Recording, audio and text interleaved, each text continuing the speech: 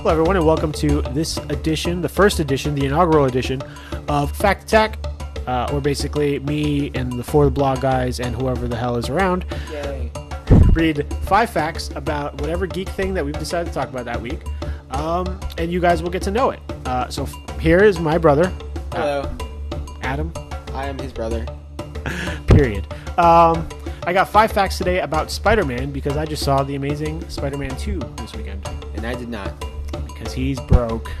Sucker. Okay, number 1. Spider-Man used man-made web shooters up until the Avengers Disassembled storyline back in 2004. It wasn't until here that Spider-Man developed the spinnerets on his wrist that functioned very similarly to the homemade web shooters.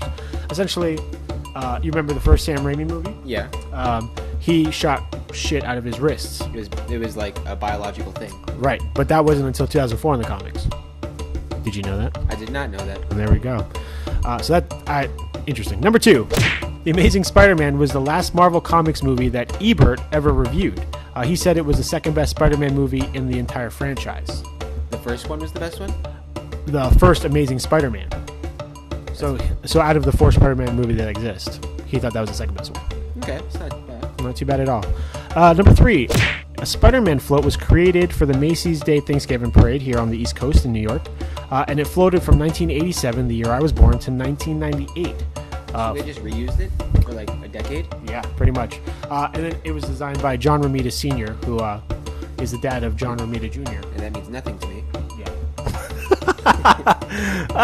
But yeah, it's weird that they just reused it all those years. That's weird. That's impressive. I always thought those parades were boring. Yeah. I there's no allure to that. No, stupid. Okay, number 4. Spider-Man was almost scrapped by Martin Goodman. That was the head of Marvel in the 60s.